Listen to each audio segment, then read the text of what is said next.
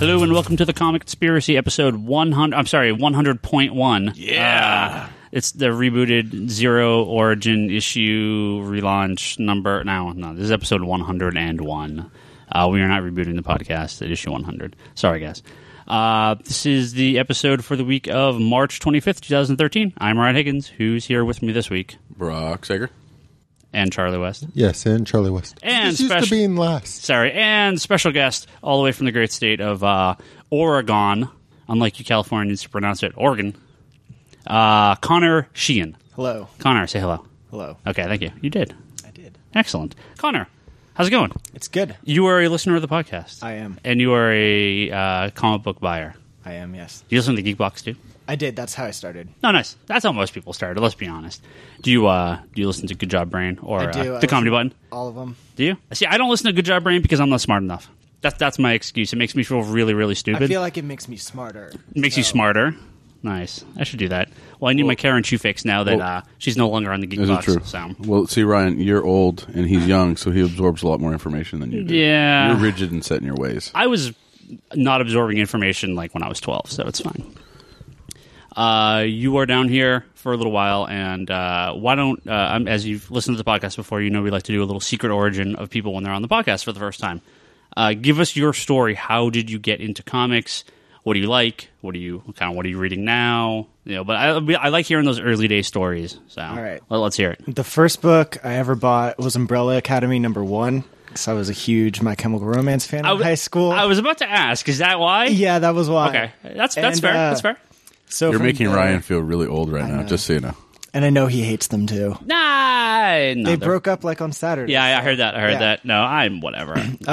But so I collected that very, very slowly. And then when the New 52 hit, I started buying weekly. Oh, nice. What got you to jump from something like just like Umbrella Academy to like the more traditional comics? Like superhero comics, I should say. Sorry. The podcast, pretty much. Nice. I was listening to it at work because I had nothing better to do. And then I was like, I should probably understand what they're talking about. Man. I like it when we get addicts. Is on it the our show. fault? Yeah. It's awesome. It could be your fault, yeah. I blame you. So do you have a shop you go to? Or Yeah, there's a shop. There's actually a shop on the block I live, but Nice. I have a pull box at one farther away. Cool. What are the shops? One of them's Nostalgia Collectibles. The other one's Emerald City Comics. Okay. Cool. And this is all in Oregon. Yeah, Nice. Eugene. Excellent. What's your favorite current New 52 book? Yeah. Batman Inc. By far. Correct answer. Yes. Correct answer, Brian. I mean, from Yeah, Umbrella whatever. Academy, you have to go to Morrison. Yeah. Were you brave enough to go to the Morrison Con where I wish. where they were? I Yeah. wish. I still kind of kicking myself. Yeah, that would have been incredible. Yeah. So you're really new to comics then. Yeah. What almost a year to the day. What is besides just the New 52 stuff and the DC books? What's your take on everything? Just collecting the industry. I mean, are you like trades only? Are you got to be there Wednesday for the new issues? Got to be there Wednesday. Okay. Every week. Like how many books are you buying these days? Depends what week. 5 to 10 per week, probably. Okay, and it's pretty much all DC. All DC or Image or something. No Marvel. Wow, you fit right in this podcast. I tried a couple Marvel and just couldn't. Thor's really good. Yeah. I heard. There is some really good Marvel books out there. I'm not gonna, that's one of the things. Well, I find DC and Marvel, people will gravitate towards one over the other, and the Marvel movies have not been I don't want to say well represented in the comics. I find the comics that try to do stuff that the movies did to bring in that crowd don't work. Yeah, I almost think of the movies and the comics like as two separate things. Oh yeah, they are completely They're separate. I don't like combine them at all. But you read the Iron Man comic now, or you saw the Iron Man movie now. Read the comic. I find most of the time the Marvel ones there isn't really there's not like a transition comic that gets you in there. They try like Avengers Assemble tries to be like the Marvel movie Avengers, but it does not work. Where DC, I've always found the movies, even though there's a lot of times not a direct link, unless you talk something like Watchmen, which has a single issue or a single book that you can give someone that's seen the movie because it's Watchmen. I mean, now you have before Watchmen and all that stuff, but the main book, Batman and Superman and the Justice League specifically have such a wide list of varied titles. It's not like this giant continuity. I mean, there's so many Batman books to give to someone who's only ever seen the Batman movies. Yeah. Whereas Avengers, I would be hard pressed to find. And there's like, I mean, you get some like New Avengers maybe, but like there's not a lot. So it's interesting to see people who will gravitate one way or another. Well, I think part of the problem I have with that exact kind of thing is with the way Marvel puts certain things out of print, a lot of the stuff I might sort of hand to somebody who is looking for something standalone-ish Avengers-wise. Well, I couldn't. I don't even see on your shelf at the moment, which is. I mean, something like Infinity Gauntlet was like not really in print when the Avengers movie came out, and there were some copies there, and then they did a huge reprinting of that and Silver Surfer and all that stuff. It was like, no, that's the book you got to push people to. Yeah. So, do you watch many of the movies, or? Yeah, the Nolan movies were probably what got me into Batman, because those came out like middle high school for me. Yeah. So then once I got money, all the Batman books. Nice. Yeah, and that's sort of the thing is I don't remember Long Halloween ever being out of print. I don't remember. No, they never have. Yeah, that was the first Batman book I got. Nice. Walked into a Borders. Well, it's like, I mean, you can't really. I mean, if you look at Captain America, you say Brubaker's Run. You don't say, you don't say one specific. There's not one line. trade, right? But it's like with Batman, you say, Batman, you have like Long Halloween. Dark you Knight. have Dark Knight. Year you One. have Year One. Yeah. You have all of these Earth One. you have all these titles that stand Hush. alone that you can get people into. Whereas over at Marvel, it's you're like, well, is there an Avengers one? No, it's like it's dealing with space or crossing over with like 5 other titles, or it seems to be involved in a lot more than just the story itself. So I have difficulty like recommending titles to people on Marvel's side. Well, but even with Batman as a example, most new people looking for Batman books, I don't tend to gravitate towards what's going on currently. I tend to gravitate more towards what would be considered the classics at this point. Well, I guess I would give him Court of Owls, and then I would give him the Joker, the arc when it comes out. It was Detective #1. I picked that up in a store, and I was nice. I have to buy all of them now. Nice, nice. Actually, the Marvel does have a couple titles, but it's weird when they're in print. It's Daredevil Yellow and Spider-Man Blue and Hulk Gray. But even those, I don't. I mean, they're not. They're good, but I don't know that I'd give them to a movie. But they're more like the standalone kind of stories that you could, get people interested in. Sure. No, I mean, technically, if I would get into stuff like Marvels, and there were the 2 like Avengers ones done by Joe Casey, the Earth's Mightiest Heroes. Yeah, I really didn't like those. I don't know. They did not work for me. I'd consider them approachable, though. Yeah, They're very sort of like they get you up to speed on who the Avengers were, how they formed. Like Spider-Man, when the Spider-Man movies were coming out, was the easy transition was to Ultimate Spider-Man at the time because you had the Volume 1 trade. Not anymore. Yeah. Yeah. But Connor, do you read any old stuff? Or you're basically reading the new stuff. I mean, except for like when I mean old, I'm not like Silver Age, Golden Age. Have you gone back and looked at any of that stuff? Or I'm slowly trying to catch up, mostly on Batman, going through like a timeline of it. Yeah. You can ignore most of the first like 50 years of Batman. Yeah, so it's hard. I have like 120 something list of like year 1 through current. Oh yeah. There's great stuff in the 80s and 90s. Yeah, I mean, I'd be curious to find someone who's like really recent in the comics, because even when I started getting into them, which was very beginning of the 90s, the stuff from the 60s and 70s it wasn't quite that far away. I mean, the stuff was still a little cheaper. The stories were still written in the same fashion as they were written back then. They hadn't quite changed quite a bit, but I couldn't picture picking up like Marvel Now or New 52 and then being like, oh, I'm going to go read some Golden Age Batman books. Like, I think the transition would be so difficult. Yeah. So, start with year 1. Year 1's good. Yeah, I mean, it's like going back and reading the actual Action Comics #1. He jumps? Yeah. He doesn't fly? What the fuck? He doesn't fly for years. I know. He flies because he flies in the cartoon. Oh. That's where he first flies. Oh, never mind. Okay. Lost colors. Okay. On the podcast, we like to read a lot of questions we get from Twitter. So we're going to read some questions from Twitter. We got a lot of questions about DC in this last week in DC. So I wonder why. If I don't read your question, it's probably because we're just going to talk about it at the end. So for like the 9 people that wrote me asking about what the fuck's going on with WTF DC. We will answer your question shortly. You know what? There actually wasn't one big news story this past week that fucking got me torn. What's that? Neil Gaiman writing an issue of Guardians of the Galaxy. Yeah, what the fuck? So I did get a question here from Walzo, which I want to read here. He asks, "What if instead of he says Angelus, but it's Angela, right? Yeah, instead of Angela coming into the Marvel universe, what if it was the Endless or another one of Neil Gaiman's creations?" But let's not answer that question yet.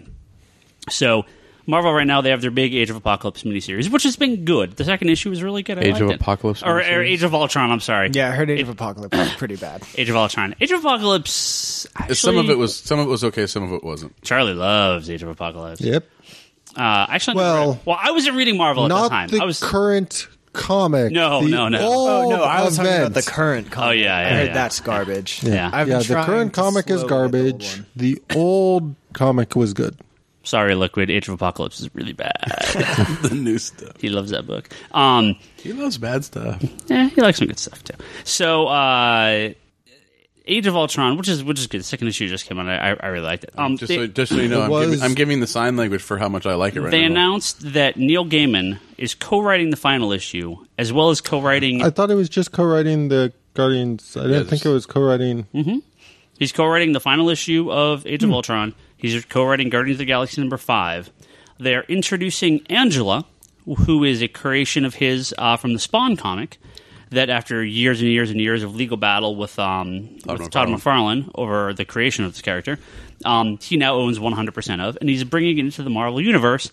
And Angela, who's a Spawn hunter, is going to be joining the Guardians of the Galaxy. What? I'm telling you, it's Marvel's What the Fuck month. What? Like, literally, what in God's name? Where does this come from? This has to be just, look, we'll put Angela in the comics, we'll make you a boatload of money, Neil Gaiman, and then please write Miracle Man for us. Like, just give us Miracle Man so we can publish it finally. Like, this has to be the end game. Why in God's name would Angela... I mean, Angela's fine. I mean, she's a cool character, I guess, but, like, I don't really read Spawn, or I haven't read it in 20 years. Like... Well, see, my argument would be... I don't see how it can be the same character. She has nothing to do with space. I mean, she's like a time traveling, or it's like an immortal angel that fights spawns. Like this has nothing to do with Ultron or Guardians of the Galaxy. And that's the thing; she can't exactly show up being like, "I'm hunting a spawn here." Doesn't she have the Spawn logo like on her shoulder? They have to change that. Then I'm assuming, right? That's sort of my assumption. Is like, how can they? Like, this is something that has never really been something I can understand. And part of this started with the whole discussions with Cable and Liefeld still having partial ownership of the characters. I'm like, but he's got Cyclops' son. Like, whole origin and point of the character is so entrenched within that universe that the fact that somebody else can own it doesn't... This goes back to... I believe it was Jerry Siegel. I don't think it was Schuster. I think it was Jerry Siegel. Owning the rights to Superboy. But he is a derivative of Superman. I don't see how that's legally possible. It's always boggled my mind. So somebody who's so entrenched... He had the idea to put super in front of boy. But somebody who's so entrenched within... Because she showed up in Spawn back when I was... reading Spawn and really liking Spawn, and then she kind of abruptly vanished as legal. Yeah, they had that Mojo miniseries right after she was she appeared, and then because of the legal stuff, she went poof. Yeah, she went completely poof and has been gone for years. But she's one of those characters that the way she existed in Spawn was very tethered to Spawn. Mm-hmm. So even though they're bringing in the character who looks like her, who will be a very similar design... They could do something like... oh, God, I totally blanked on her name, too. They could do something like Dawnstar from Legion of Superheroes, where, sure, she's like an angel, quote-unquote. She's like a winged character, space alien that's now joined the Guardians. I mean, they could work around it like that, I guess. But I don't see how she can be related to the Spawn character in any fashion. Exactly. And because of that, I find it kind of interesting that there's all this sort of talk about Spawn number 9 and all that, and I don't think anybody... It's a $25 book overnight. But I had it for $70. Yeah. like for me, the way I just kind of look at it is by the time she actually shows up in the comic and people read, I don't think people are going to be going, I should go buy Spawn, because there's really no relation to the character. I can't see there being a relation to the character. Let's take this to Walzo's question here on Twitter. The Endless would be the same problem. While Neil Gaiman has some sort of say over Sandman with DC, to the best of my knowledge, he owns no rights to the characters because it is a DC character. It is derivative of the original Sandman. I mean, which is an old creation from the 30s. I don't see how a character if they brought Morpheus and Death over to the Marvel Universe, I would probably not really like that because I don't want them to really be in the DC Universe either. Like those characters, those are Vertigo characters. Those are characters that we've associated with, kind of staple Vertigo. Yeah, but they are part of the DC Universe, which I'm okay with, especially Daniel, who is the son of two of the heroes. Well, and I don't mind if Death pops up every once in a while, and makes a little cameo appearance. Yeah. Daniel's the son of... He's the son of Fury and... What was the father? Can't remember. It's a JSA member. Or Infinity Inc. member. Silver Scarab? I think Silver Scarab and Fury. That sounds right. This character is like Cable. I don't see how in any fashion could move. But if it meant more Sandman comics by Neil Gaiman, sure, that's fine. But we're already getting that. I know. Well, yeah, but I mean, I guess just no matter how you kind of do it, if it gets people interested in checking this, I don't see it necessarily hurting as long as they have a good story. And that's the same thing with Angela. As long as they can do something with her, and I don't really have a problem with her showing up as long as it's what? This is what's going to end up happening. She's going to come in. She's going to be Ultron Slayer. It's good. I mean, that's fine. She won't be an angel. She'll be some alien with wings. Yeah. And she'll be she'll have killed Rom too. Yeah. All right. Well, let's got one more question here. If Nolan was to write a comic besides Batman, who would you want it to be? Batman. just no other option. Nope. That level, I mean, we're going to see his influence in Superman. Yeah, he could be Superman. Yeah, but I think Nolan, his stories have always had very grounded, but there's always been a little. I almost said flair for the dramatic. There's always been that sort of extra layer on top of it that's a little mysterious, a little different. I mean, Batman is maybe his most traditional films that he's done. When you think Inception or you think some of his early films, I would almost like to see him do something like Doom Patrol or Zatanna or maybe an original X-Men, the 5 original X-Men, but in some sort of kind of 60s psychedelic sort of take on it. I kind of like to see him do Doom Patrol is my answer. Doom Patrol is my answer. Checkmate or Gotham Central or one. See, but I don't think that's not what he does. I don't know that that's his direction. Dick Wolf, it does to Gotham Central. Question. Yeah, sure. No, Question would work. Question would work. Doom Patrol is my answer, though. Brock. Preacher. Nah, I don't want. As long as it wasn't a movie. I don't want to see anyone else do Preacher than Garth Ennis. I don't want that. Connor, Batman. Some Batman character. So Robin and Huntress team up or something. Well, okay, I wanted his Riddler. Yeah, that's what I wanted. That'd be cool. Oh, you'll just have to wait for Snyder's Riddler. Yeah, that I'm excited for. All right, we got one here from Eric who asks: Would you guys consider doing a Marvel Cosmic podcast episode, or maybe a reading guide? Rock. Very tempted to get into it. I have it on the blog. Oh, do you have one? Yeah. Oh, okay, for all the Annihilation stuff. Mm-hmm. I think this is Eric. We will do this when Guardians comes out. We will do this when they finally release a goddamn omnibus for Guardians, Nova. Well, when Annihilation, when these books are actually in print and you can buy them, we'll do this. But digital, so I don't know. Well, I'm just too busy going. There's a lot of other cosmic stuff that is in print, technically, with the Infinity Gauntlet and War and Crusade. Yeah, but we're more towards the Guardians with the movie coming out. But Infinity Gauntlet is, that's going to be I still have to read that. yet. Oh, it's good. I know. We will. I don't want to do it quite yet, but we will definitely, because we've done a few of those episodes before. We will definitely do one. Give me a couple months to get When's caught up. Guardian, next year?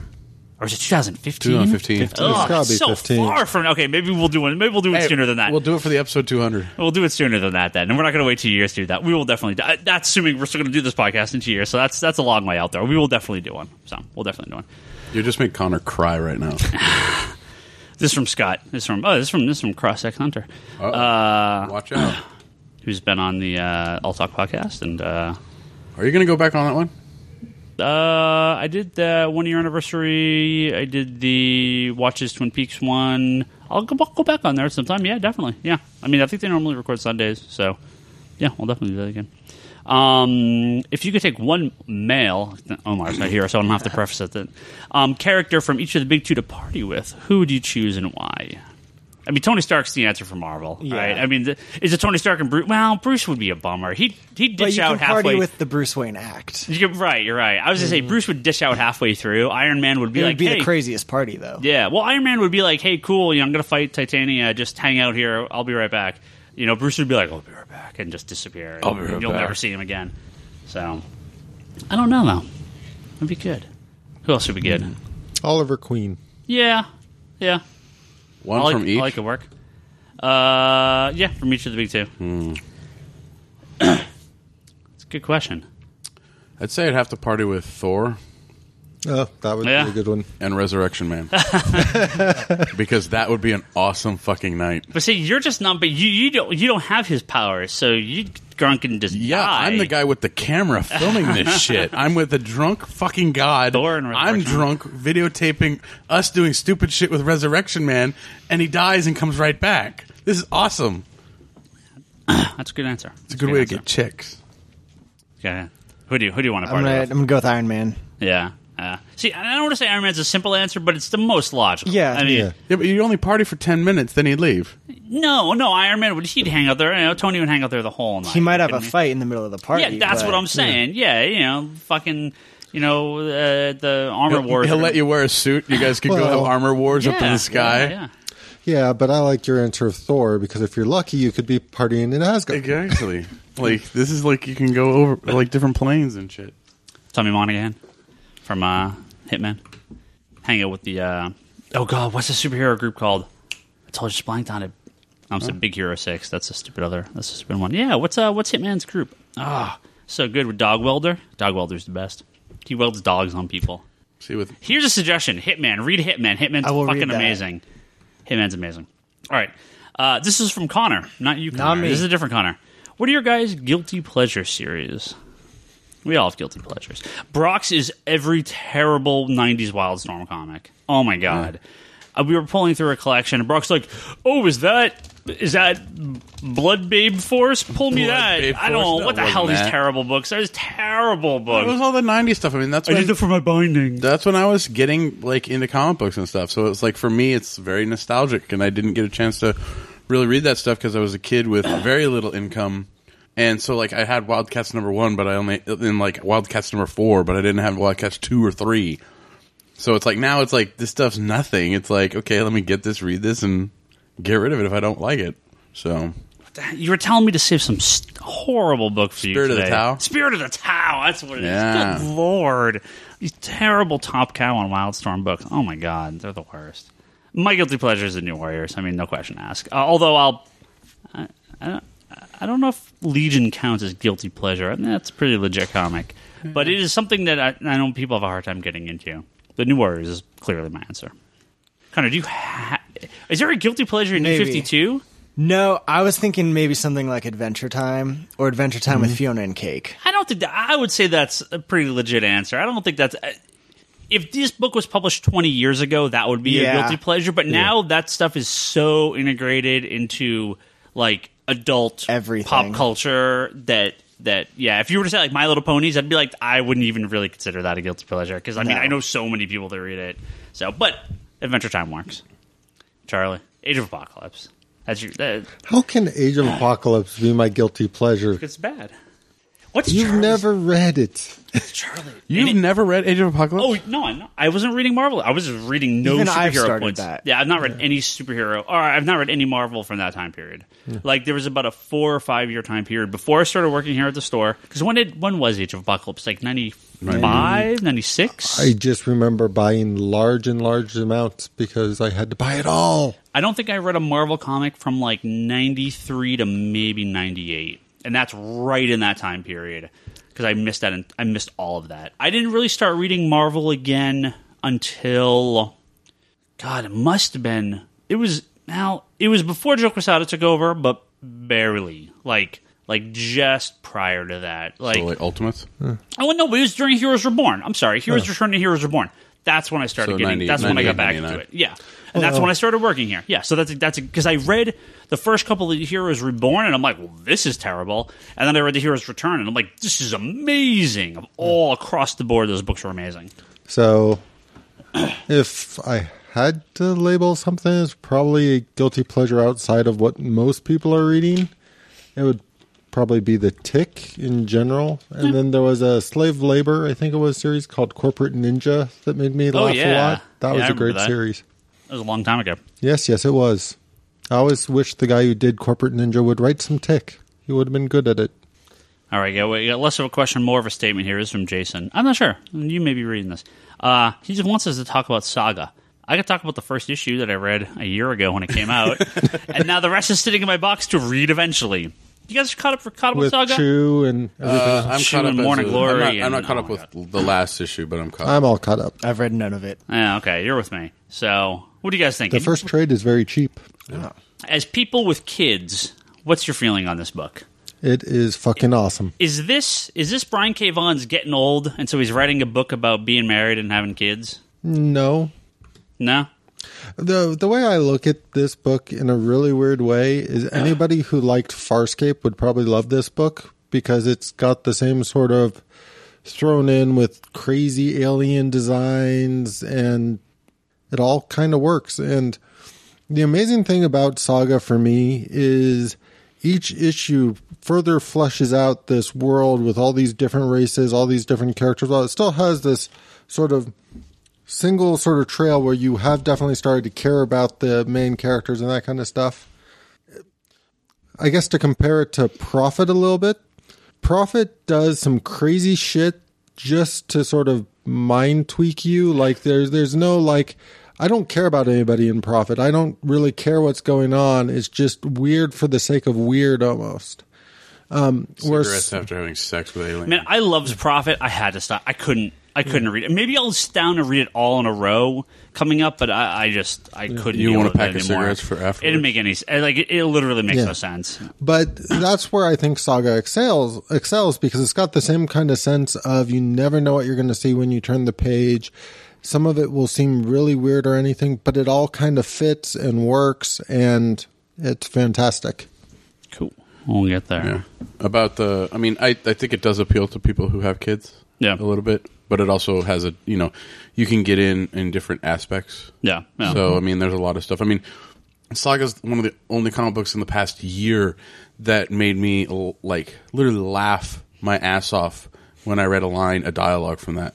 No. It was like, a character asks the bounty hunter, goes, "Who are you?" And the guy goes, "Lord of Shit Vacations." I was like, yes. Nice. All right, Brock, here's one for your guilty pleasure list. Son of a bitch. Geraldo asks, what's your opinions on the original Gen 13? Speaking of shitty Wildstorm books and guilty pleasures. Man, Gen 13 was such a big book when that came out. I read the first issue and was like, meh. The first miniseries is okay. Oh, and I read the Adam Warren issues, which are very funny. I've read the miniseries, and I've read the first trade. That's it? I thought you read all that. No, I have a decent amount of it. I just haven't read it. Like I have. Oh. That's the thing is I have holes in my collections, so it's like I can't. So he needs it all so he can determine if it was worth getting in the first place. Exactly. But it's so cheap now; it doesn't really matter. Well, Gen 13, to me, The concept was okay. it's just like another take on the X-Men. Yeah, and But it's like a kind of down-to-earth X-Men stuff and funny characters. And Jessica Campbell's art was, great when we first started it. it had But- a lot hotter chicks than Generation X. What? But okay, you don't like M or Skin? Husk. Was there oh yeah, Husk. Did I say Skin? Is Skin someone else? Yeah. Isn't there a mutant named Skin? Yeah, Husk. Yeah, Gen 13 again. Wildstorm. Completely oblivious to almost all of it. I mean, the best of my knowledge, the first Wildstorm book I followed with any regularity was when Warren Ellis took over Stormwatch. And then leading in the Planetarian Authority. And it wasn't even right when he took over. It was maybe 6 months into his run. Or no, it was when they launched that second volume. So that would have been like a year after he started. And I went back and read that. Prior to that, like I know I read the first issue of a handful of stuff. And I read Wildcast #1. And I was like, well, whatever. So I don't think I've ever purchased, well, for the most part, rather than saying, like, I definitely purchased Planetary at like full price and that kind of stuff, but I don't think I ever purchased a issue of Wildcats or Gen 13 or anything like that that didn't come from some bookstore in their like used comic section for $0.25 or $1. And so, like Brock, I had lots of random issues that I would sort of check out and then just toss in a box, and probably brought the box in here at some point and said, "Here, Ryan." All right, I'm going to do 2 more questions here, and then we'll wrap this up because we do have a few things to talk about. I got one from Jonathan on Twitter. He asks, with IGN, and I read this earlier. I'm kind of surprised by this. I don't know if I trust it. With IGN saying Batroc Zalipa will be in Cap 2, what B-list villain would you like to see in a movie? Batroc Zalipa. Oh.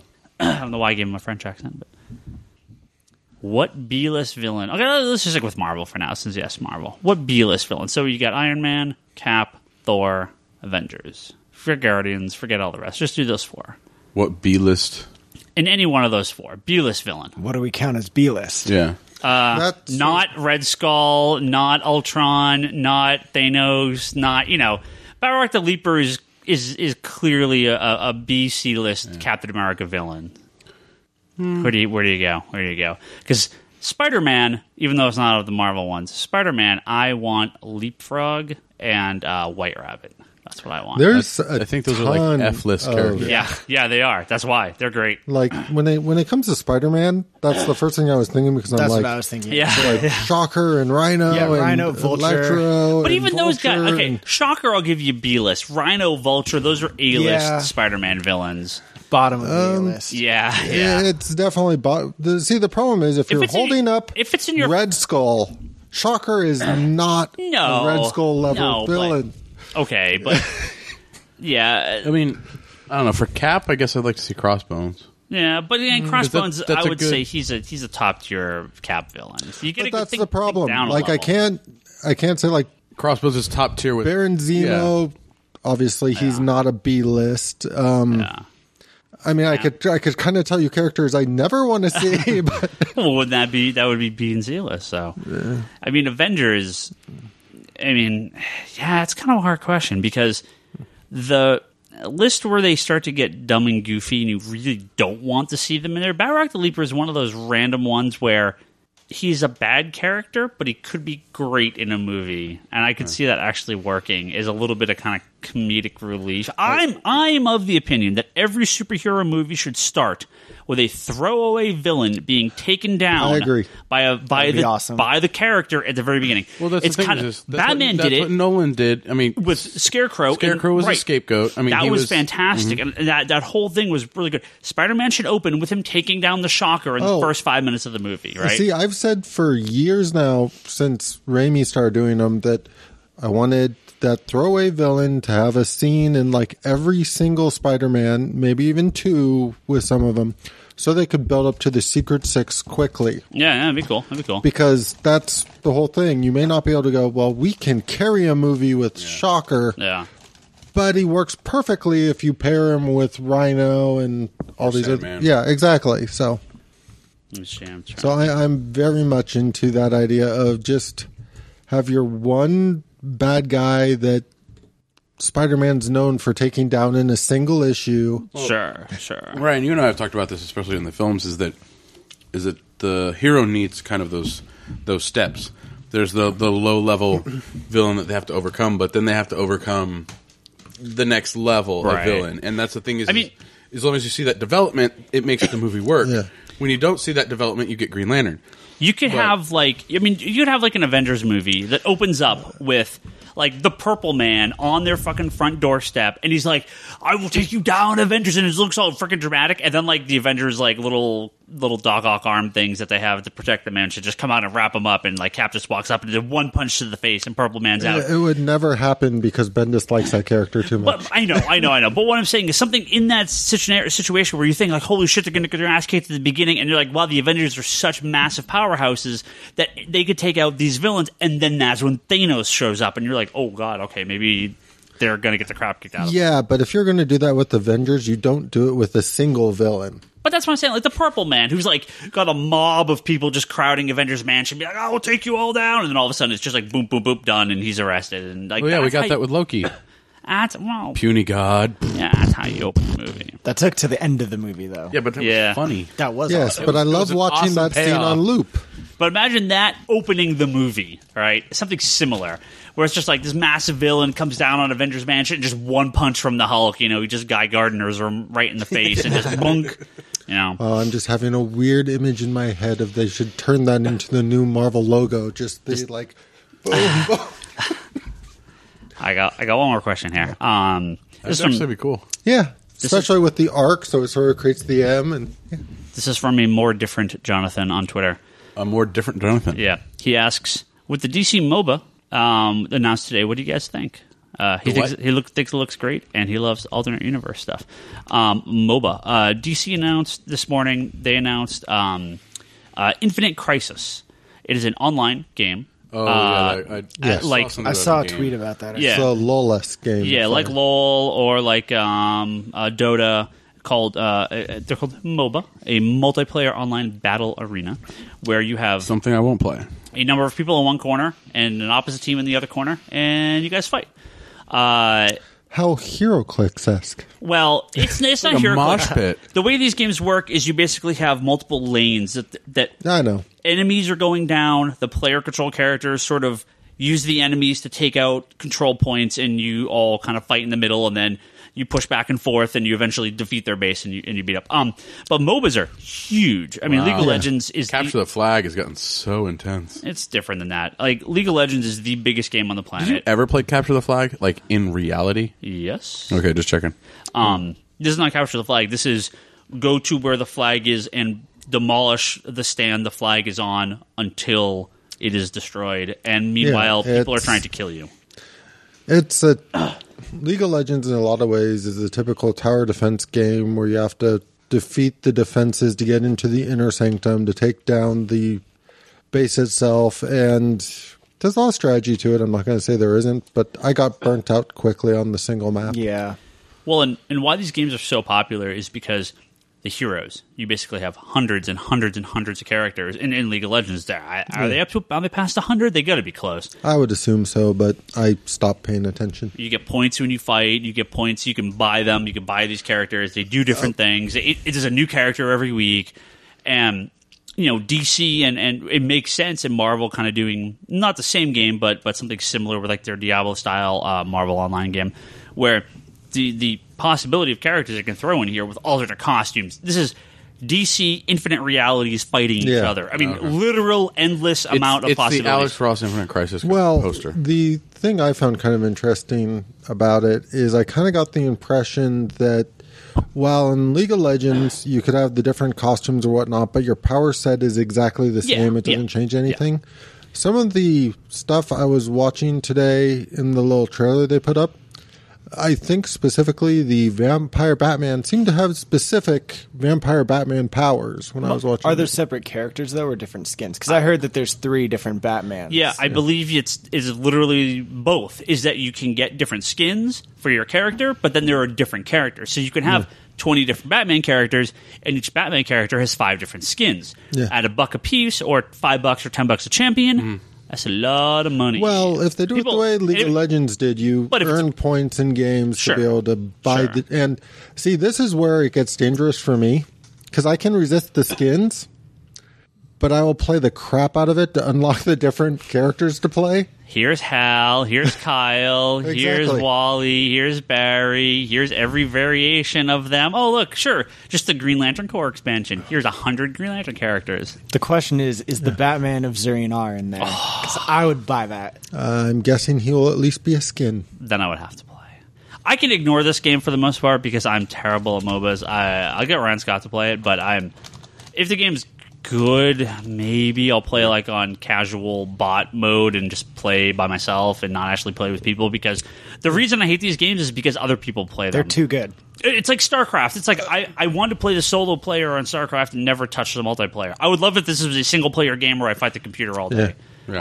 I can't deal with humans playing these People games because online suck. I suck, and they're horrible. They're horrible people. So. Well, See, to me, my issue with these just have to do with the fact that if I play games with Jess and Jordan and Steven and you sometimes and Toby, but like in League of Legends, you have to get 5 people together to play it once, or you get paired with random people against random people. It's 5 people and on each side. well, I can't handle if I could play with a team of people that I can sort of build up this is what I'm going to do, this is what you do. I'm fine with it because you can kind of get better, similar to I like doing arenas in WoW that way with people. But I don't like random pairings. I need a group going in there, or I need to do it solo. I can't. well, for me, I think for me the online gaming was ruined because I played opposing Half-Life and Opposing Force, and I tried the single shooter or through Half-Life, and it was like whatever. But I played on the local area network with a bunch of my coworkers, and that was funner than shit. Because I was a newbie. I wasn't learning anything. I got blown up all the time. But you're playing with people that you know, so you have a really, really good time. You have fun doing it. Eventually, you get better and stuff like that, and you play better. But when you go and you're playing people you don't know, you know what I mean, and you're trying to figure things out, and you get dropped in a map, and you're like, oh, okay, where is boom? You're dead.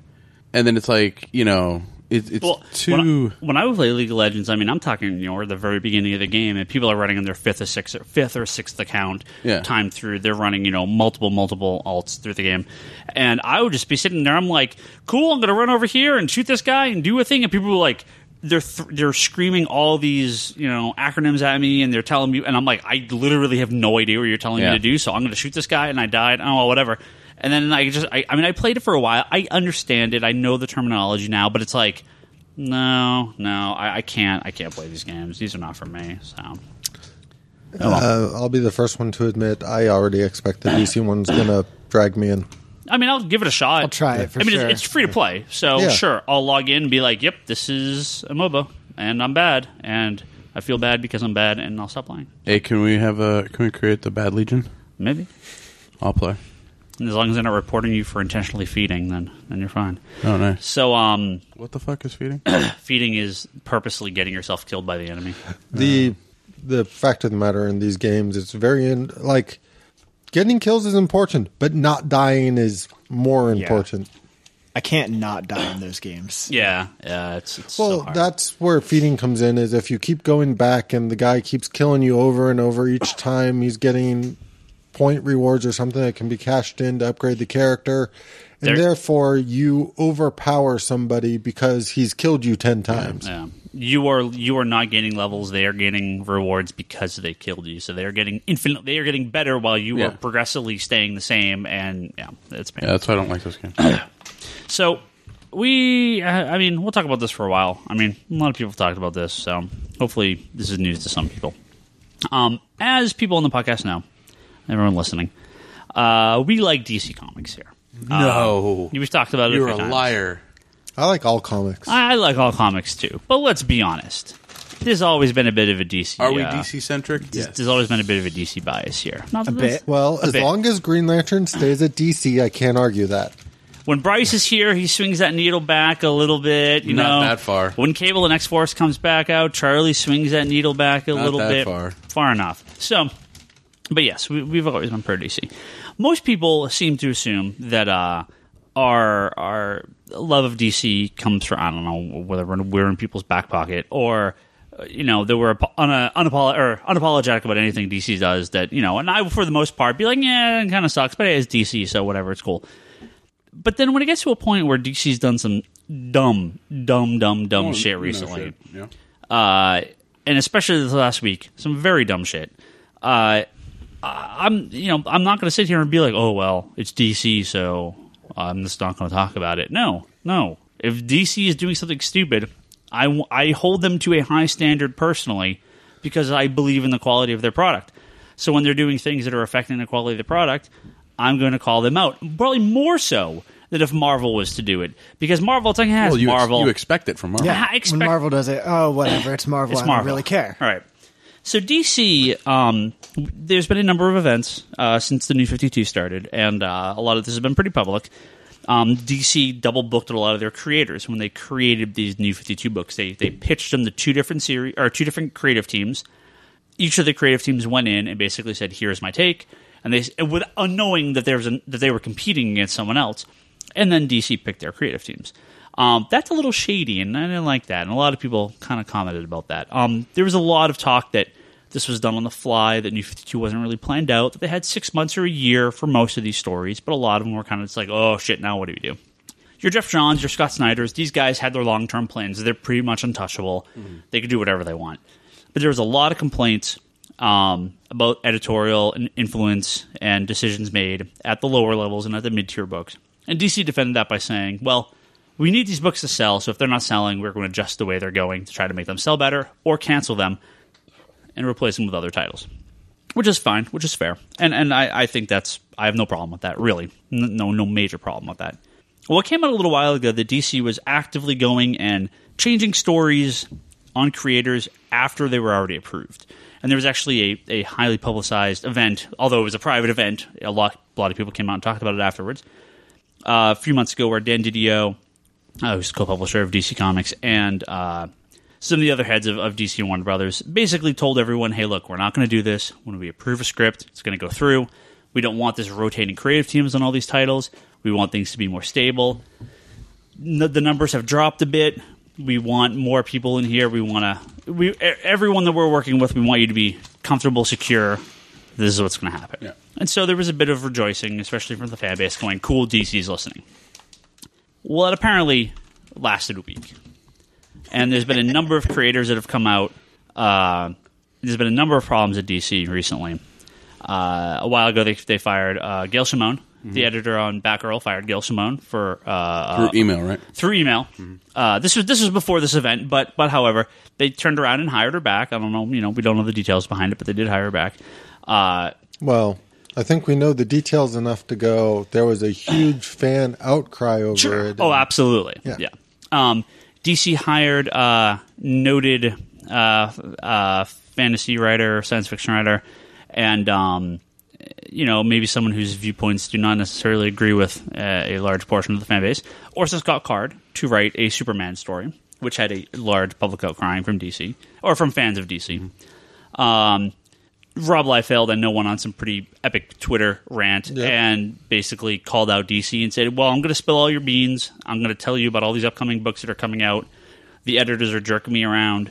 I write a book, they go through it 3 or 4 times, and I have to rewrite it, and this is not the way it's supposed to be.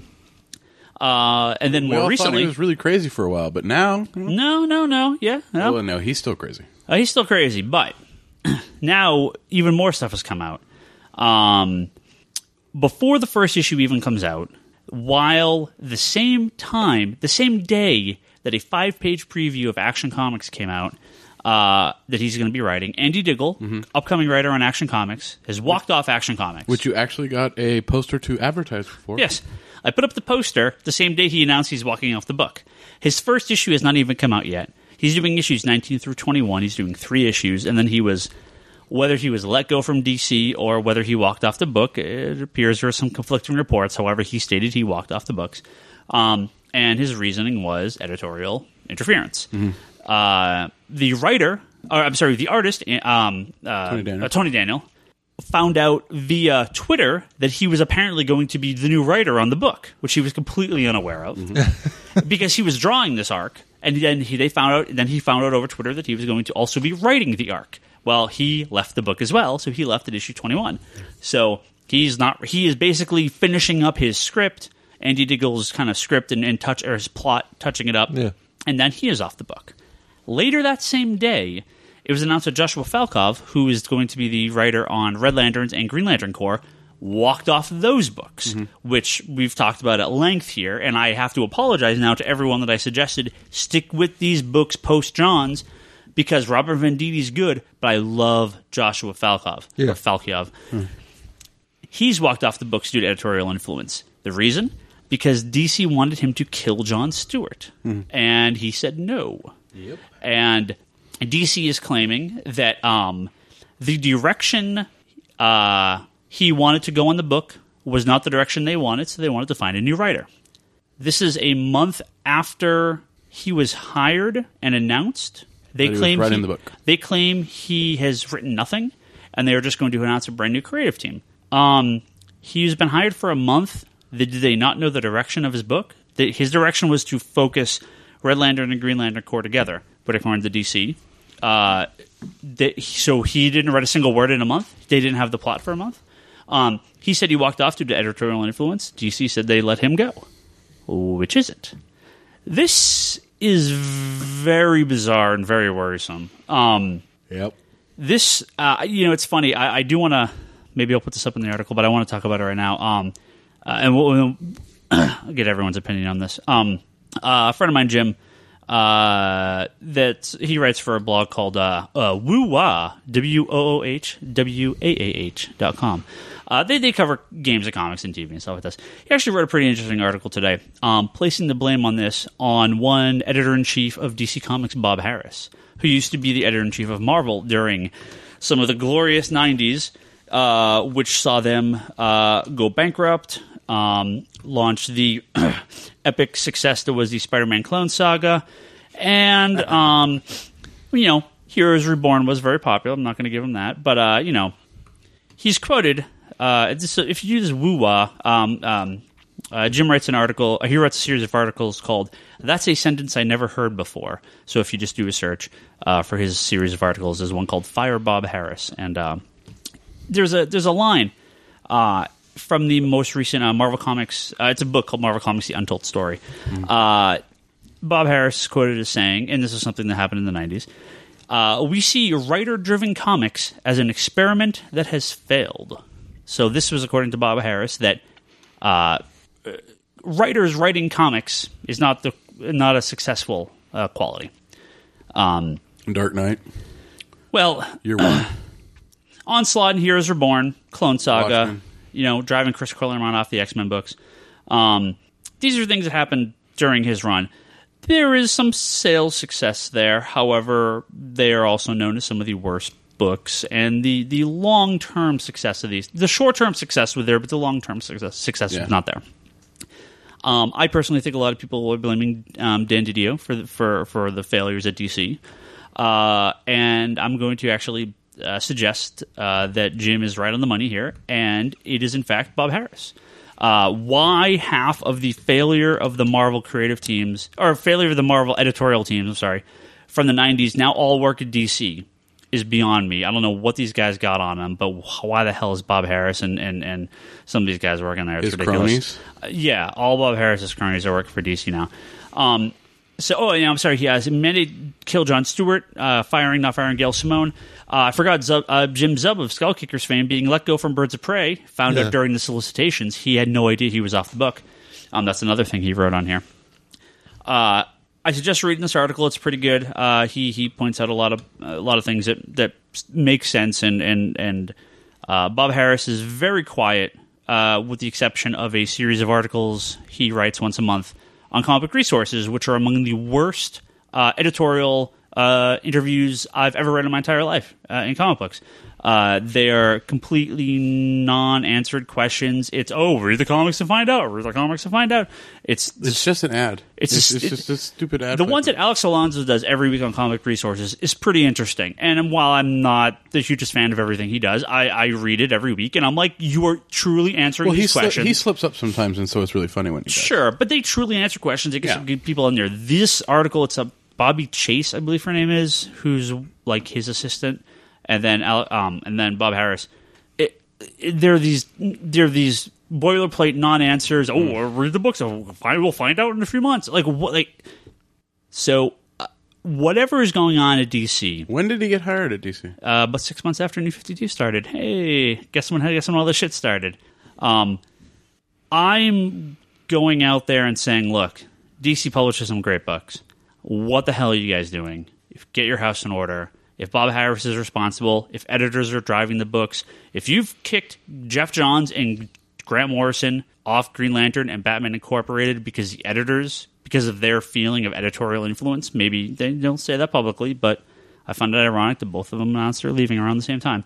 I have a feeling Jeff Johns is pretty clear to do whatever he wants on Justice League. But I was about to say, I can't see anybody pushing Jeff Johns around at his current position. Yeah, but you never know. And Morrison is always butting heads against editors. Well, yeah. You guys need to fix this. You guys really need to fix this. I try not to get too serious in this podcast, but this is, while short-term success may be nice, you don't get Dark Knight Returns or Watchmen's or these long time. What we've seen with some of the New 52 stuff.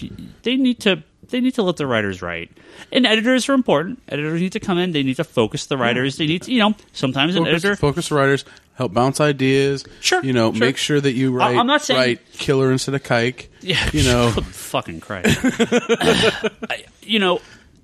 An editor should not just be a spell checker. An editor needs to organize the titles. If they have crossovers, they need to do these events. That's fine. But an editor shouldn't be telling, any of these creators, hey, look, we approved the script, but now we're changing it 3 months in. Sorry, you have to rewrite everything. Oh, yeah, you were on a book, but now I'm going to fire you over email or over Twitter, or I'm not even going to let you know you've been fired. You're going to find out when the solicitations come out because we've offered the job to someone else. That is inexcusable. Yeah, no, it's horrible business practices. And if this is if Dan and Jim Lee, if the buck stops with them, then I blame them. But if it's Bob Harras, then I blame Bob Harras. And part of what kills me on a lot of this stuff is they go out of their way to sort of announce the new teams that are taking over. But a month, with Green Lantern. Yeah, we cried a month ago when we heard Johns was off. Yeah. And then the next week they told us exactly who was going to be on those books. Yeah. And I've been telling people for weeks now, don't worry, this is a good guy, it's a great book. And you're telling me he has not written one word, and he's walked off the book like the week before solicitations come out. Yeah, there's something else going on here. This isn't creative. This isn't a creative conflict with editorial. This is you pissed him off and he walked. There was never we didn't like the direction he was going in. That's a bunch of bullshit. Yeah, my general kind of feeling of this is, especially with the way a lot of this stuff, never even the Batgirl crap. Yeah. Was never updated on the DC website for that first issue that Gail Simone was off. It still lists her on DC's website. Supergirl this week, or last week, came out with a completely different creative team than solicited. Different creative team inside. The old creative team was still listed on the cover. What? Yeah. That's inexcusable. Yeah. So to me, what kind of kills me on a lot of this stuff just has to do with the fact that they're always very, very public. You want to talk about writers and artists not mattering, then why do you think fans get so excited when you announce these new teams? Who's going to be writing what books? Who's going to be drawing what books? And I guarantee you're not, you might eventually get a big announcement if they get somebody really prolific to take over Action, but that's going to be kind of hard to fill the shoes and the expectation that they've already built up with these preview pages and everything else. And Action's a perfect example. So Garrett Morrison's leaving at issue 17. Andy Diggle's first issue was supposed to be 18. Right, this is the way it was originally supposed to be. Now you're Andy Diggle. You're a decent comic writer. You've written for a long time. You're taking over for Grant Morrison. That's big shoes to fill. Yeah. And DC says, "Hey, look, Grant wants one more issue to do your thing." If you're Andy Diggle, you're like, do your shit, Grant. I'm not going to get in your way. Do your issue. Mm-hmm. So we now have 4 months, because there's supposed to be one issue. Now it's in 18, 19, 20, or 19, 20, and 21. We have at least 4 months where they knew the direction Andy Diggle was going to go with Action Comics. Mm-hmm. At what point in those 4 months did you decide, nah, we're just going to scrap it, or no, we want a different direction? Why would you change your mind? You've approved these scripts. At this point, you're probably like, I'm like 6 or 8 months into my scripts because you're writing so far in advance. They're getting approval from editors this whole time. You switch in the middle like that and be like, nope, sorry, we don't like the direction. You're off. Well, I guess here's my 2 cents on that. Just has to do with the fact that from the little bit that I've gathered from rants that like Liefeld put in and that kind of stuff, a lot of the editorial influence has to do with, okay, we've decided we're going to do this crossover, or we've decided you have to work this character into the book because we're... And that's fine. That you are part of a shared universe. Yeah. So if they go to Andy Diggle and they say, hey, we're going to do a Superman crossover when the movie comes out, Diggle has to be aware that this is a possibility. Yeah. Now, they shouldn't say, hey, you've given us a script for issue 21, but, oh, yeah, we're going to have a crossover at issue 18. Sorry, the issue that you have to have in the canon on Friday, you have to rewrite. That's not fair, and that shouldn't happen. But if they go to you and say, congratulations, you're writing Action Comics, you're going to have a crossover for 6 months, that's part of the job. Well, they no, need I'm to not be aware saying of that it's not part of the job. I'm Right. just saying that if he's got his particular arc approved, he started down writing the arc, and as you said, he may have turned in the script for issue 21, and they may have gone to him and say, well, actually, we want to start this crossover on issue, like this. I think that's fair because you're that far in advance. But it seems to me like these people are getting pulled out days before solicitation of the issue. It seems And like that's- DC has no idea what they're doing. Well, it's like the editors are going crazy and they want it this way and then they change their mind. And the problem Yeah. is when you've given the creative team the go ahead in one direction and they're a week in, 2 weeks in, and you pull them back and they go in a different direction, the lack of stability. Now, it's interesting because you've seen the DC numbers fall in the last 6 months or 8 months. The DC books are still doing very well comparatively to where they were before, but they are not what they were at the start of New 52, which, that's what's going to happen. But with this lack of stability, if the books aren't exciting, if the books aren't hitting where DC wants, and so they want to change the direction to do something with them, it's kind of a chicken and the egg thing because I feel if the creators aren't feeling the stability, if they think I could be fired at any time, why would they turn in their A game? They're just going to coast along and do the job until they're fired.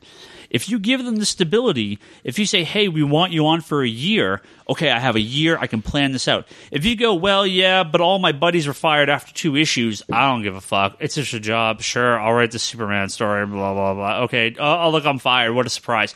You're not going to do your A game. No. And I have a feeling that's what's happening. See, I deal with this more than I would like to at work, where I will have meetings and whatnot and do my code to design it just the way we talked about. And then practically the next day, even though everything was put forward and I just finished this bit of code and showed, oh, well, actually, I decided I wanted to do this, or I want to redo this, or I want to do it. It's extremely frustrating if you're constantly got something approved, figured out the direction you're going in, figured out the balance, it's all been approved, it's all okay. You think you're done with it, and the minute you turn it in, it's all, oh, nope, we're doing this instead. It's the fact that you've moved on. It's that you're, okay, I got issue 19, 20, 21 in the can. Now I'm writing issue 22, 23, 24. And all of a sudden they come back to me going, you need to rewrite issue 20, issue 20 to incorporate this character to do this. And it's like, but that was already approved, done in the can. What you said, change it for issue 23, I can understand that. Right. But this all seems to be like they're trying to make it happen as fast as possible and just try and grab this and do this and that. And that's the thing is, the writers are getting lost in the shuffle going, they're literally sitting there going, what the fuck do you want us to write? Well, and you're not going to get and you're not going to get your A-list art out of guys that have 2 or 3 weeks to draw. Exactly. Yeah. Now, early on, when some of this stuff started coming out, my response was, well, welcome to freelance, right? These guys are all freelance. This is the job. And I still stand by that a little bit. However, it is clearly because, when you hear this happens, okay, a couple of people were fired, a couple of people got let go, a couple of switches here and there. Okay. It's going to happen. We've now hit the point where the saturation of people leaving books and walking off, and it's becoming a weekly thing. Yeah. And that's you've tipped the biggest DC apologist on the planet, and you're still, guys. It's bad. It's bad, DC. It's bad. I'm sorry. It's bad. Now, maybe only 10% of the audience cares. Maybe only 10% of the people that are on the internet, or maybe only 10% of people that read comics are on the internet and care about this stuff. All I'm saying is, it's not a lot. I mean, I know so many people that have no idea about any of this stuff. And, but the finished product is all that matters. And I get that sort of potential. But hold on. Even if it's only 10%. I don't want to lose 10% of my sales. I don't want to piss off 10% of my customers. No one wants to lose 10% of their sales. I'll let you know that that 10% that wants to know, they're the guys that are going through previews, circling stuff, and they're always constantly like on top of what they want, what they order, and a lot of them order a lot of stuff. That 10% pays my rent and my bills. That 10% pays a good chunk of your employees. That 10%, it's not looking good, DC.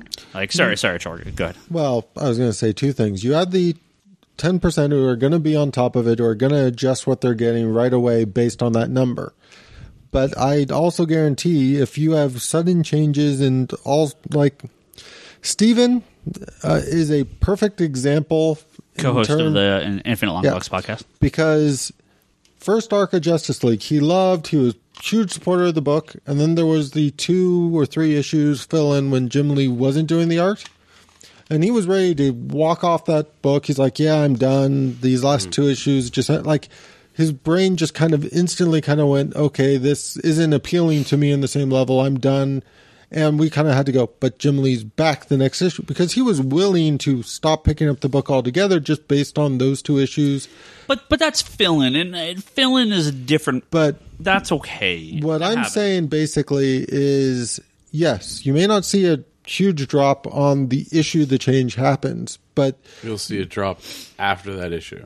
Yeah, basically within a couple issues, if people suddenly feel like the book's changed in a direction that they're not like. It's jarring. It can't help but be jarring. They might be able to go, okay, well, the issue after Tony Daniel stopped doing the art, we were okay on sales, but that doesn't mean 2 or 3 issues after you're not going to have seen the effect of him.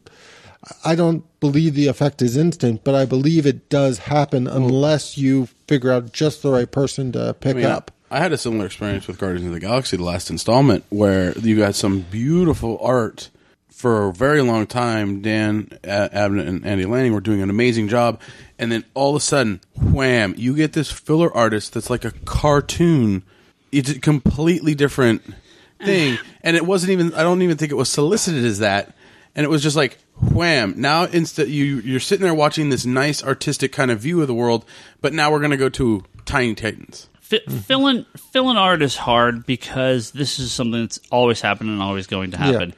To me, I'm less concerned about a fill-in art arc, which does suck, but it happens. Yeah. To me, I am much more worried about shifting directions. Now, you have Green Arrow. I'll give you 2 examples. You have Green Arrow. They went 16 issues in this direction. Clearly, it wasn't working. They take a new approach to it. They relaunch it. Amazing. Mm-hmm. Issue 17 and 18. Fantastic. Some of my favorite books DC's published. That I don't mind because the previous direction was so bad you go out of your way to change it. Yeah. Now, you have an example of something like Superman, all right? Which the first number of arcs, no good. Actually, is there a better? Superman's actually a pretty good example, but I think what about Batgirl? Like the new Batgirl? Yeah, I mean, because they fired Gail Simone and they have this new writer for 2 issues. It's completely different. Yeah. But I think with that, because you didn't change the direction of the book, I don't feel. But it's still But is that because it was coming different. out of a crossover? Yeah. Superman is a case where the direction and the feel of the book was so not working, and they changed it up a little bit, and then they really changed it up. It would be like if they now go and change it up again. Or like Green Arrow. If they're like, okay, well, 3 issues in, we're going to go in another direction. That is not... You have to give creative teams time to get their story out and give us something. Here's a suggestion. If you don't like the arc, if you don't like the suggestion, or I'm sorry, if you don't like the direction the creative team wants to go, don't hire them and don't announce that they're the new creative teams. Yeah. And here's what I think happens, okay? This is what I think happens at Marvel and DC. I think Marvel, and I'm sure this happens a lot, and not a lot, I'm sure this happens. Marvel privately hires a creator on the book. This actually did happen publicly with Marvel recently. They hired Joe Keating to do Thanos. They solicited the first issue. They canceled it. They resolicited with Jason Aaron. So Marvel's guilty of this as well. However, for the most part, I think Marvel hires a creative team privately. They get the pitch. They sit down. They think about it. And editorial goes, you know what? This is actually not really what we want to do. We want to do something else. They then privately fire the creative team off the book, probably give them a new title to work on, which DC has given many of these creators new titles to work on, but they do it in a different direction. I'm assuming Marvel then just privately gives them a new book, and they announce this new book publicly and the book launches. We never see this behind-the-scenes stuff because it's all private. In DC, it appears they're doing this on the fucking fly, on a whim. So they publicly hire a creative team, they publicly announce the book they're on, they privately decide we're not going to have them on this book. They then publicly announce we're having new people on the book, and hey, we didn't even tell the creators we were firing them off their own book. And they attempt to privately tell the person that they're off the book, or not tell them at all. Oh, right. So by that point, everyone's flipping out. They then privately tell the creators, hey, we're actually going to put you on this other book. And then 3 months later, when it's all the damage has been done, they publicly announce, oh, yeah, by the way, all those creators are back on other books now. But it's like DC needs they need to figure this out. Like, something is happening, and there's a lack of focus from the editorial. They're changing on a dime, and while I appreciate DC's attempt at doing this, they've clearly overstepped their ability. See, so much of this just boggles my mind, just because I was just at Emerald City Con, was just talking to Falcoff about like Red Lanterns and Green Lantern Corps. They were promoting the fact he was going to be doing it. They were showing off covers. Did the guy you talked to, the writer Joshua Falcoff, the guy in that room, did he write anything? Do you think he was 5 or 6 issues into his run already? I have no clue how much of it had. The feeling I got is he had already worked out the exact plots and directions and what he wanted to hit and how he wanted to tie it together. And I mean, it just kind of showed that. And even the way they were. And here's actually the thing I worry a little bit about. So they very publicly brought together a new Green Lantern team. He was sort of part of the team. Right. They publicly kind of went, okay, these are the new directions we're going in. We're all working together very closely. It's never good for the team if somebody gets pushed around to the point where they either walk off or get let go off the book after. Like, well, if you're Robert Venditti, who's writing Green Lantern and now co-writing Green Lantern Corps, and you saw this guy that you had teamed up with and said, hey, we're going to be writing these books together, and they pushed him off or he walked, how do you think he feels about that? Exactly. Do you think he's going to bring his A game to this book? I don't think so. Not to mention now, if I don't see, it's kind of this weird, as you say, the chicken or the egg thing. If they had publicly announced, or it had even been made somewhat publicly aware that Jon Stewart was being considered being killed off, and the public outcry, Falcoff would probably still be on the book. But because he walked off, the question became why. They revealed why from insider sources. Well, Falcoff says this is why. Comic Book Resources from somehow independently confirmed this. Then DC comes out and said, oh, we never had a plan to kill him off. Well, Robert Venditti may not have ever had a plan to kill him off, and now he's co-writing the book. So his plan started a day and a half ago when Falcoff walked off the book. Comic books have a lot of problems. 3 of the problems there is one problem, and that is that fans. And that is that comic books tend to cater very heavily towards straight white men. There are 3 parts of the comic industry. You're a straight white man? Well, there are 3 parts of the comic industry that many people would like to see expanded in comic book readership. That is with women, with minorities, and that includes sexual minorities. Is that the correct way to phrase that? Sexual minorities, I guess. Minority, yeah, sure. I don't know. You have a computer. Homosexuals, look it up. Sure. There's a very large people who choose population. to get off differently than that's great. I don't know, you. That's great. Not the straight white males, right? Basically, they want people that are not straight white males to also read comic books because we all want to see, I'd like to talk to somebody who doesn't habitually masturbate all the time, yeah. So, by firing Gail Simone and then rehiring her very publicly, a woman, by killing off Jon Stewart, arguably your most popular and or second most important black character in comic books, and hiring Orson Scott Card, a known bigot. These are, you kind of hit all three. You kind of hit gays, blacks, and women all together at the same time, DC. Like, I mean, you stepped in it pretty deep. You said it before, and the thing is if you look at how comic books have expanded over the years, and you look at when they kind of had their big jumps, right? When Green Lantern was kind of slapped in the face by Green Arrow with the whole, like... hitting the head with a can of beans. You know, it's like... That's a fabulous panel. He got beamed with beans. Yeah. You just can't write that, okay? That's but genius. the thing is if you look at how comics have evolved and where we've taken those big steps and so on and so forth, is they've taken risks and they've basically kind of encompassed how the world is now, right? We had, kind of, and now we're kind of more in this accepting thing. So why would you go and try and isolate, like you said, women and blacks and, people of different sexual orientation? I don't think DC went out of their way and said, we're going to do this. But look at what has happened. All three of this has happened in succession. And see, to me, the thing is I think the result was incidental. I don't think they let go of Gail Simone off Batgirl with the intention. Like, I don't think they mentally went, we don't think we should have a female writer on this. No, they went, okay, we want to take this in a different direction. This isn't the direction she wants, so we're... And I mean, it all goes back to editorial. Editorial's making the creative decisions, which they should not be doing. And this is the thing that I... Like, it's really kind of weird, and there's been a couple of times when a little bit behind the scenes has kind of bled through, and I don't remember who said it, but somebody got, like, really upset with DC editorial once, and I don't remember what... Well, no, I remember this was like a long time ago or something, and I don't remember exactly what happened. But, like, in the end, like, Jim Lee called him because Jim Lee had no clue what was going on or anything like that. He's like, dude, you should have just picked up the phone and called me and told me what was going on. But I understand why people don't do that, but I kind of, like, it's so weird because people go to Dan DiDio or Jeff Johns or Jim Lee looking for all these answers when they may not. Like, I have a hard time thinking that the editor went all the way up the food chain to get approval to let Gail Simone go. No way.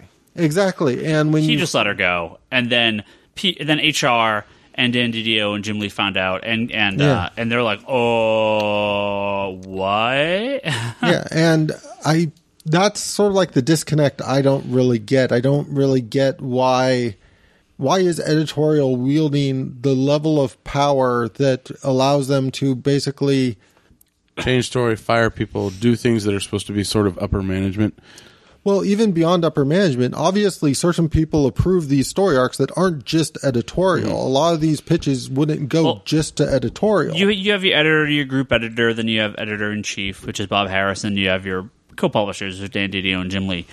Dan and Jim are not overseeing every story element. No. However, you have three publishers, you have three editors ahead of you. The group editor, your main editor, your editor, and your group editor, and a group editor and editor-in-chief. And they're all involved. When you go to the Superman Summit and the four or five writers are sitting in the room deciding what they want to do Superman for the next 6 months, if that script is approved, you stick with it. If editors have problems, editors should be able to let go people from books. That's fine, but because that's their job, right? They're the manager. But there needs to be some sort of process here, and I hate to say it, but you have to think of the PC world we live in and the nature that it is, that if you're going to fire a female creator, let alone your most popular female creator, let alone probably the most popular female creator in all of comic books, writing a female character, you need to think this through. This is not just a schlub you picked up off the street. This is someone who... Remember, these are Bob Harris's cronies. So they're the ones that helped almost destroy Marvel. So some of them, willingly or unwillingly. Some of them, yeah. Well, it's funny that you see Batman and Green Lantern. Previously to this, Batman and Green Lantern line being left almost completely alone, and I think the level of success gave those guys carte blanche to do whatever they want. Now you have all the lesser teams being thrown around wildly. They're thrown in a blender. Well, it's like, we don't know what we're doing. Anything that's not Justice League or not tied to Snyder. Johns Didio has editors, but I don't think they really. I think it's just a show. Yeah. It's like an executive producer on a TV show. And Morrison on Action. Oh no, Morrison! I guarantee you, Morrison. Those guys, they're like, go have fun. No, not with Morrison. Morrison, I'm telling you, he has said this, that how he gets around editors is he turns his books at the last possible moment so they can't change anything. I guarantee you, Morrison stopped working for DC because of editorial influence and editorial. But I'm saying fighting. that they couldn't really do anything to him. They kind of left him alone. But towards the end, they were trying to influence him because the Superman franchise wasn't doing what the Batman franchise was doing, wasn't doing what the Green Lantern franchise was doing. I guess the point I was trying to make with all this stuff is as I said, the natural reaction is, especially when you have certain people who are literally the face of the company to a lot of people, like Dan DiDio and stuff. Jim Lee, Jeff Johns. They should never find out Gail Simone was let go from a book when the fan outcry hits.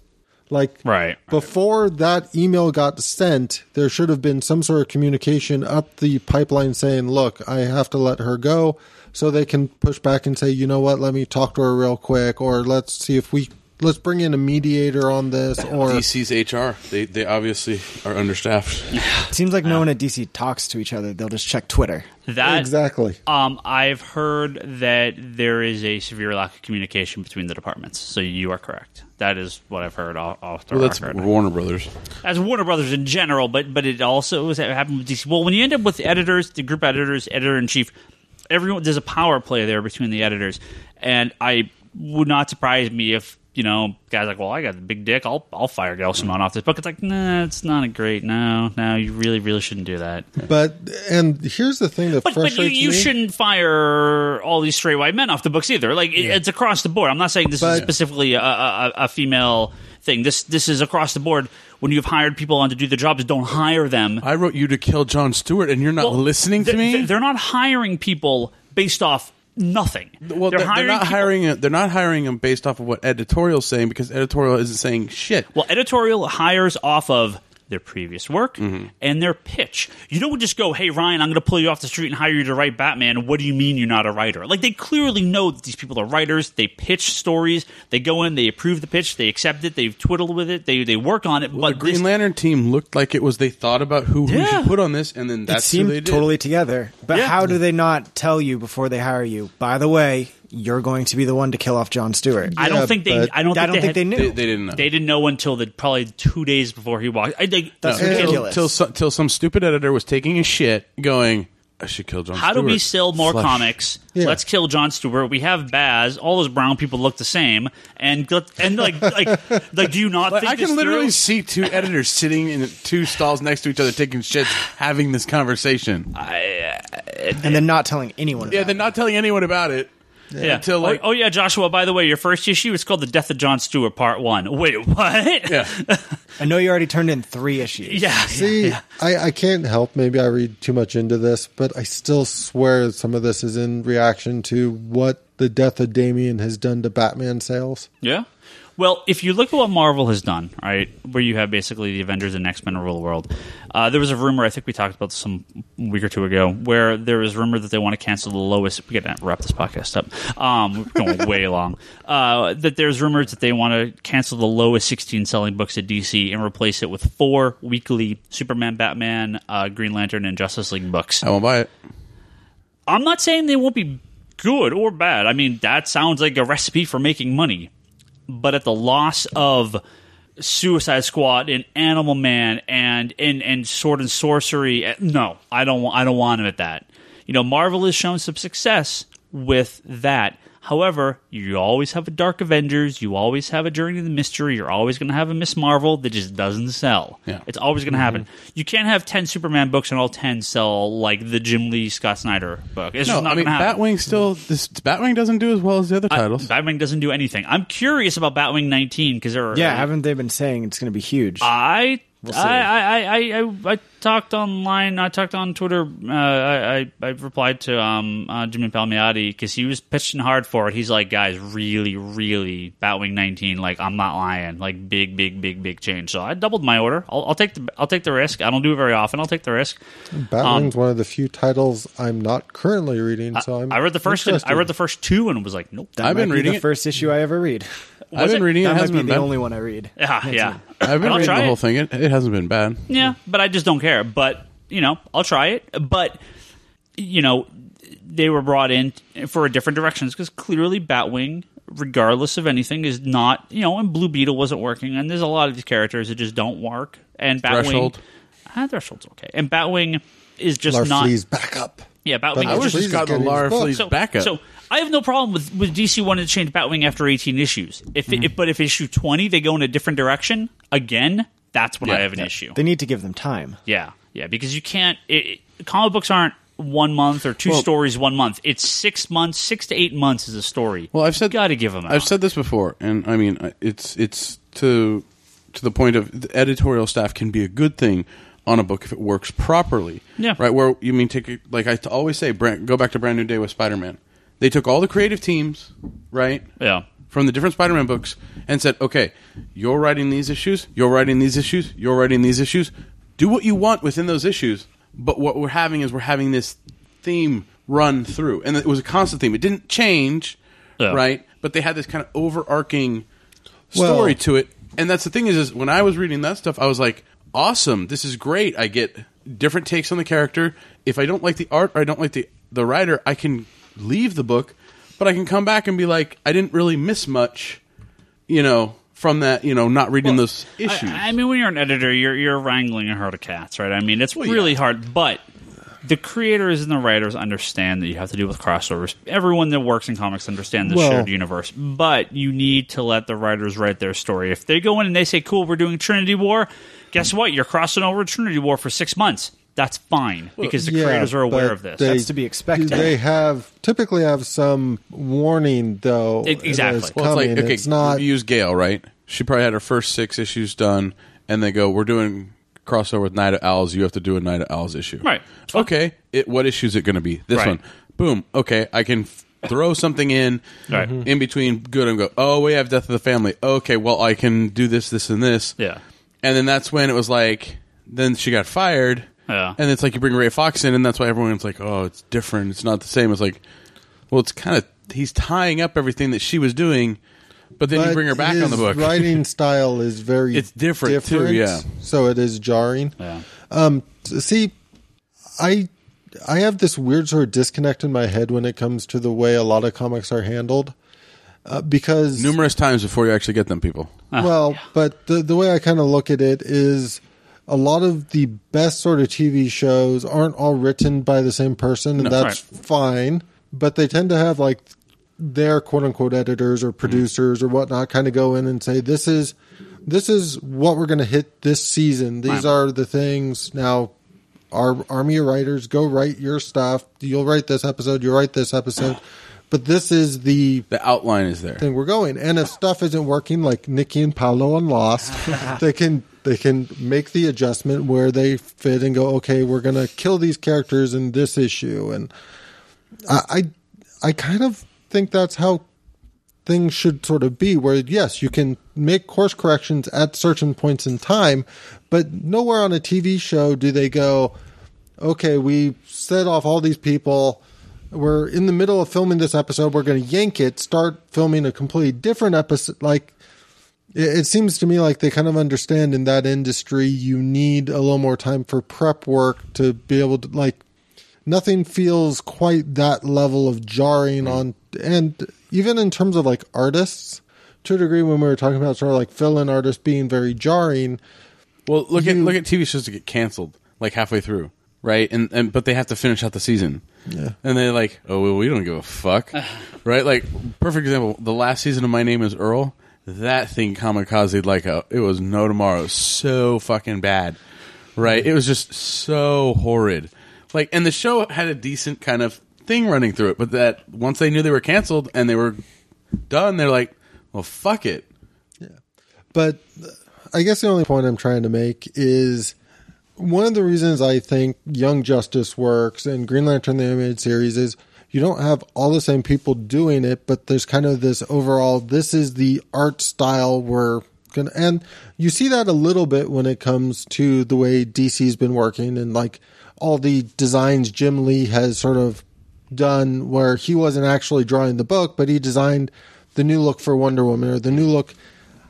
I don't understand to a degree why you can't sort of, yes, different artists have different styles or whatnot, but for fill-in artists especially, if they're only going to be filling in for an issue or two, or if you need to make sure you have a backup for this person because you might need somebody else to finish the last 5 pages, it would be nice to kind of go, okay, this is the style we're going with in the book. We're going to have people who fit that style, so there's not... I'm sure they do, and I'm sure there are a lot of times where we see the fill-in artist is similar in style to the writer, but when the writer has to change his issue 3 weeks into the production cycle, and you're like, quick, who can draw 20 pages in a day and a half? Yeah. You're not going to get your A game. You're not going to get anyone that can draw well. You're going to draw someone who can draw fast.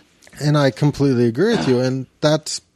I guess all I'm really saying is I'd like to see comics treated a little bit more like TV in that way, just in the way that they can kind of get the team together they need to get together to keep a level of consistency that... We're going to wrap this up, but I mean, that is what those summits are about. You have the Superman Summit, and you're going to be like, all right, here's our books for the next year. Going right. But apparently you need to stick to it, though. Right, yeah, they do nothing. All right, we need to wrap up. We've gone way, way, way too long. We seriously need one of those wrap it up boxes from the Chappelle Show. I think we've maybe longer than our 100th episode extravaganza. Jesus. So this is the backup. This is the double sized backup podcast. So at least it doesn't suck like half of Amazing Spider-Man 700. See, we're taking it in a nice, long, extra-sized new direction. Yeah, half, more like 2/3. Okay, thank you, everyone. Thank you. What is this? Thank you, Connor, for your trip down here, although you were already here anyway. Thank you for having but we'll me. pretend you flew all the way down here just for us. Of course I did. Excellent. Your girlfriend's like, yeah, whatever. You came here for the podcast. Right? Yeah. We all know. I just won't tell her that. Okay. She just wants to hear your sultry voice on this podcast. Thank you, everyone, for listening. We'll be back next week. I think Toby and whatever his name is, Which Omar. one? Omar or Bryce? I think Toby and Omar will be back next week. They're at a basketball game.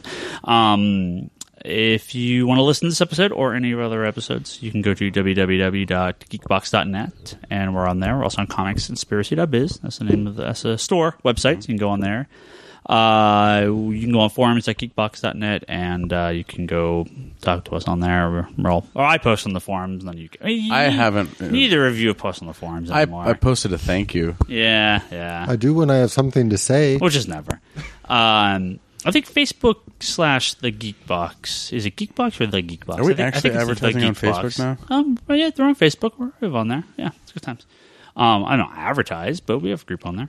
Didn't you pay $5 for an ad once? For the club, I have a few times. Okay. It reaches a lot of people. What else we got? Brock has his blog, conspiratorBrock.com. Omar's website is Comics and Decline. Charlie's got the Infinite Longbox podcast at infinitelongbox.com. So go listen to that. Connor, do you have anything you would like to plug? Are you? I have a Twitter. What's your Twitter? Connor Pause, CONNORPOZ. Pause. Okay. Yes. I'm Ryan Higgins. Ryan. Brock Sager. Omar is Comics and Decline. Toby is Toby XI. Charlie is Insanity and Chaos. Connor is Connor Pause. POZ. All right. There you go. Yeah. I remembered. I remembered something you said a second ago. That's good for me. So yeah, he doesn't remember a lot of stuff. I barely remember my name half the time. Yeah. So go on and I want to tell Connor he's awesome for being on our podcast and don't troll him because that'd be mean. You could troll me. He's got an awesome Doctor Who shirt. It's not Doctor Who. Oh wait, is it not? What the hell? What is it? It's a band, Man Overboard. Oh, you know what? I totally misread that. I thought it was a Doctor Who shirt at first. You just saw something like pointy on top and round, and you thought it was a TARDIS. I wish it was a Doctor Who shirt. That'd be cool. That's what a TARDIS is, right? The booth. Yeah. Police I don't know. Yeah, we have one of those British shirts, and I thought when you walked up, I was like, oh, I think that's a Doctor Who shirt. There you go. All right, sorry. I want to. What do you want to plug? No, I want to thank our digital customers. Yes. For I redeemed a code on your site. Nice. Excellent. So, Bleeding Cool, I think, Okay. posted a list of the 520 some odd free comic books on. Well, if you go to the site, you can just hit free comics. There's a link up top. Yeah, but for us, it Yeah. scrolls through all the previews, all the crap, everything does it? week by week. Okay. So somebody went through on Bleeding Cool. I'll link it on my blog, but they actually list all of the individual issues. Yeah. So I'll try and snag that list because it has links to the regular site. So if you're interested in reading something, you can download it through us. You can just search it instead of having to go through their link. I might be able to convert that to links to our site very easily. Ooh.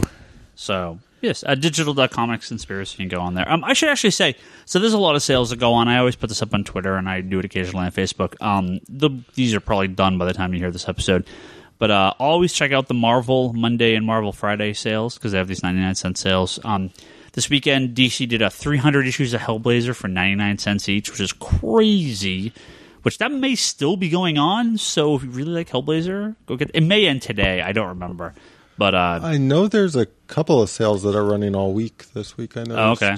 Yeah. I don't remember what they are off the top of my head, but I know some are running this week. Yeah, I know the Marvel Monday one this week was a bunch of Bendis issues, so Yeah, a bunch of Bendis. Bendis Avengers titles. So Very random Bendis issues. yeah, that I was reading. Yeah, so just a couple story arcs. So that was always cool to check out. The Comic Conspiracy at geekbox.net. That's our email address. You can send us emails. I actually got like an email while we were recording, and I'll read this next week. And I got a question about binding, which I want to wait till Bryce is back on, so we can talk about that. So I got a few emails to read next time. Other than that, Connor, thank you for being on. Thank you for having me. Yeah. I think we're done. Anything? Are you sure? No, we're done. All We're right. done. Let's get out of here. We'll catch everyone next week.